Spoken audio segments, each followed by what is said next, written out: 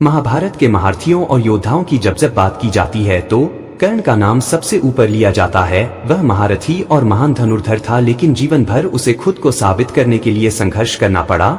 जन्म और जाति के साथ साथ उसे योद्धा के आमतौर पर वह सम्मान नहीं मिला जिसका वह अधिकारी था, लेकिन इसके पीछे कर्ण का पूर्व जन्म भी काफी हद तक जिम्मेदार था। दोस्तों, आज की इस वीडियो में हम आपको कर्ण, अर्जुन और भगवान श्री कृष्ण के पुनर्जन्म से जुड़ी एक कथा के बारे में बताएंगे, इसलिए इस वीडियो के अंत तक जरूर बने रहे। यह कहानी त्रेता युग की है। त्रेता युग यानी भगवान श्री राम का युग। इस युग के अंत से थोड़े समय पहले एक बहुत ही ताकतवर राक्षस हुआ करता था जिसका नाम था दंभोदभवा। यह राक्षस तो जरूर था, लेकिन उस समय उसकी बुराई ज्यादा फैली हुई नहीं थी। वह सूर्य का बहुत बड़ा भक्त था। वह जिंदगी में केवल यही चाहता था कि वह अमर बन जाए। इसी इच्छा के साथ उसने भगवान सूर्य की कठोर तपस्या शुरू कर दी। वह काफी सालों तक भगवान सूर्य की कठोर तपस्या रहा और कई सालों के बाद आखिर वह समय आ गया जब भगवान सूर्य उस पर प्रसन्न हो गए और उसको दर्शन देकर बोले कि तुम्हें क्या चाहिए, मैं तुमसे बहुत ज्यादा खुश हूँ। तब दंभोदभवा ने सूर्य भगवान से कहा कि हे भगवान, मेरी तो केवल एक ही इच्छा है कि अमर बन जाऊं। यह सुनकर सूर्य ने उसे तुरंत मना कर दिया और कहा कि अमृत का वरदान मैं तुम्हें नहीं दे सकता। दुनिया में जो भी पैदा हुआ है उसकी मृत्यु निश्चित है, फिर मैं तुम्हें अमर कैसे बना सकता हूँ। भगवान सूर्य की यह बात सुनकर बहुत ज्यादा दुखी हुआ, लेकिन तुरंत उसने सोचा कि क्यों ना मैं भगवान से ऐसा वरदान मांग लूं जो अमृत का ना हो लेकिन सीधे सीधे अमृत के बराबर हो। तो उसने भगवान सूर्य से कहा, हे सूर्य देव, आप मुझे अमर होने का वरदान नहीं दे सकते, लेकिन मुझे यह वरदान तो दे सकते हैं। तो मेरे शरीर में आप 1000 कवच लगा दे, ऐसे कवच जो इस दुनिया की सबसे ज्यादा ताकतवर ढाल हो, और हर एक कवच को निकालने के लिए एक मनुष्य को कम से कम 1000 साल तक मुझसे लड़ाई करनी पड़े, और जैसे ही 1000 साल हो जाए और वह कवच को निकाले, ठीक उसी समय उसकी मृत्यु हो जाए। भगवान सूर्य यह सुनकर सोच में पड़ गए। उन्होंने सोचा कि यह वरदान तो कहीं ना कहीं अमृत के बराबर ही है, लेकिन भगवान सूर्य को वरदान तो देना ही था। इसके फलस्वरूप वरदान में दिए यह 1000 कवच उसके शरीर में ऐसे जुड़ गए कि उससे युद्ध लड़ना बिल्कुल असंभव सा था। भगवान सूर्य ने उसको वरदान दिया और अपने स्थान पर चले गए। इस वरदान के बाद दंभोदभवा में घमंड आ गया और वह इस शक्ति का दुरुपयोग करने लगा। अब वह पूरी तरह से राक्षस बन गया था और वह सभी पर अत्याचार करने लगा। ऐसा काफी समय तक चलता रहा। दुनिया में जितने भी प्राणी थे सब यही प्रार्थना कर रहे थे कि इसकी मृत्यु कैसे भी करके हो जाए। एक तरफ तो इसका अत्याचार चल ही रहा था, दूसरी तरफ जो राजा दक्ष थे उनकी एक बेटी थी जिसका नाम मूर्ति था।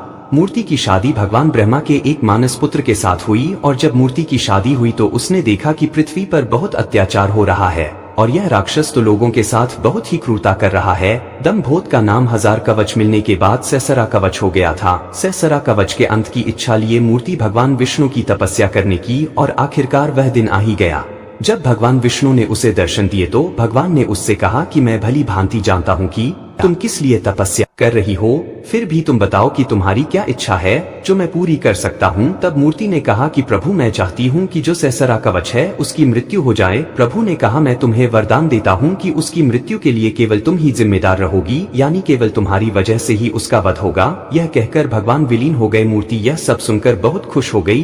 कुछ सालों बाद मूर्ति के 2 जुड़वा बेटे हुए, नर और नारायण। माना जाता था कि नर और नारायण भले ही 2 शरीर थे, लेकिन उनकी आत्माएं एक ही थी। एक समय की बात जब ये दोनों बद्रीनाथ में पूजा पाठ कर रहे थे, उस समय सहस्रा कवच वहां पर आ पहुंचा और बिना मतलब के लोगों और जानवरों के ऊपर अत्याचार करने लगा। जब यह बात नर और नारायण को पता चली तो नारायण वहां से उठकर चले गए। नर वही तपस्या में लीन रहे। नारायण ने देखा कि यह तो बहुत गलत हो रहा है और यह राक्षस बहुत आतंक मचा रहा है, तो नारायण ने सीधे सीधे उसे युद्ध के लिए ललकारा। उस राक्षस ने देखा कि यह कौन है जिसने मुझे पहली बार युद्ध के लिए ललकारा है। वरदान मिलने के बाद पहली बार सहस्रा कवच की आंखों में डर दिखाई दे रहा था। फिर नारायण और सहस्रा कवच के बीच 1000 साल कड़ा युद्ध चलता रहा और आखिरकार वह समय आ ही गया जब उसका पहला कवच नारायण निकालने वाले थे। युद्ध होते होते नारायण ने उसका पहला कवच खींचा और जैसे ही पहला कवच बाहर निकाला वैसे ही नारायण की मृत्यु हो गई। उधर नर पिछले 1000 साल से भगवान शिव की कड़ी तपस्या करके मृत संजीवनी की विद्या प्राप्त कर चुके थे। इधर नर उठे और नारायण को तुरंत अपनी विद्या से जीवित कर दिया और नर ने राक्षस के साथ युद्ध करना शुरू कर दिया। उधर जीवित हुए नारायण तपस्या में लीन हो गए। अब नर का युद्ध राक्षस के साथ चलता रहा। 1000 वर्ष बीते और फिर जैसे ही नर ने दूसरा कवच निकाला तो उनकी मृत्यु हो गई। दूसरी तरफ भगवान शिव की आराधना करते हुए नारायण को मृत संजीवनी की जो विद्या प्राप्त हुई उससे उन्होंने नर को जिंदा कर दिया और नारायण ने फिर से युद्ध करना शुरू कर दिया। उन्होंने तीसरा कवच भी निकाल दिया और उनकी मृत्यु हो गई। नर ने तपस्या से उठकर अपने भाई को पुनर्जीवित कर दिया और जीवित होते ही नारायण वापस तपस्या में बैठ गए। दूसरी तरफ नर ने फिर से लड़ाई शुरू कर दी। ऐसा करते करते दोनों भाइयों ने मिलकर राक्षस के 999 कवच उखाड़ दिए। अब एक कवच ही बचा था, जिसके कारण सहस्रा कवच घबरा गया। ऐसा सचमुच भगवान विष्णु के वरदान के कारण ही हुआ था।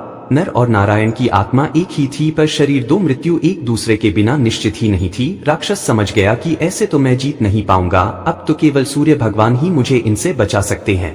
और वह वहां से भागते हुए तुरंत सूर्य देव के पास पहुंचा और सूर्य देव की शरण में चला गया।